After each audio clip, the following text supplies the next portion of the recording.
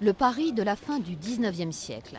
Une ville délabrée et insalubre, mais une ville qui va bientôt connaître une révolution architecturale sans précédent grâce à Napoléon III et son préfet, le baron Haussmann.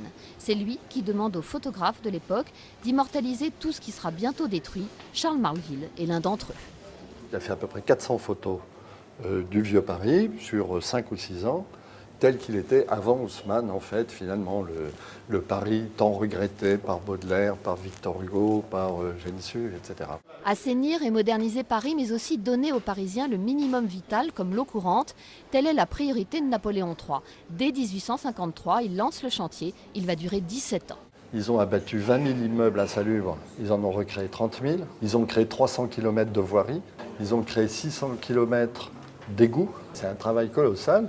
Quand on voit avec quoi ils ont travaillé, c'était avec des pioches, des pelles, et rien, il n'y avait rien, quoi. Charles Marville travaille en calotype, un procédé qui permet de faire plusieurs tirages d'une même photo. Mais à l'époque, les temps de pause sont tellement longs que les rues sont vides alors que Paris grouillait de monde. Le photographe, il posait, il ouvrait l'obturateur de son objectif, il partait se promener, il revenait 15 minutes après, il fermait, il avait fait sa photo.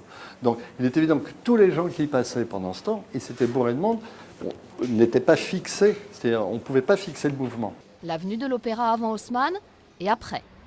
Mais le baron n'a pas construit que des immeubles et des rues. Il est aussi à l'origine du bois de Boulogne et du bois de Vincennes, ainsi que des squares. Pour l'anecdote, il a aussi éclairé Paris, jusqu'alors plongé dans le noir. Un des traits de génie de Napoléon III et d'Haussmann, c'est d'avoir transformé la ville telle qu'elle est aujourd'hui, telle qu'on la connaît encore aujourd'hui, et qui a pu accepter toute l'évolution de la technique, de la voiture, etc., à tel point qu'aujourd'hui, on peut même mettre des couloirs de vélo, des couloirs de bus et tout, et les voitures circulent encore. Le modèle haussmannien ne perdure pas seulement à Paris, il s'est exporté à travers le monde, en Autriche, en Belgique et jusqu'en Russie.